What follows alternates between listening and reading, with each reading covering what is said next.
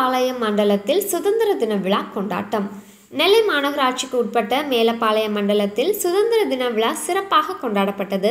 மண்டல சேர்மன் கதிஜா இக்லாம் பாசிலா கலந்து கொண்டு தேசிய கொடியை ஏற்றி வைத்தார். இந்த நிகழ்ச்சியில் உதவி ஆணையாளர் காளிமுத்து, கவுன்சிலர்கள் சுந்தர், சகாய ஜூலியட் மேரி, பாலம்மாள், ரசூல் மைதீன், அப்துல் காதர் உட்பட அரசு அதிகாரிகள் பலரும் கலந்து கொண்டனர்.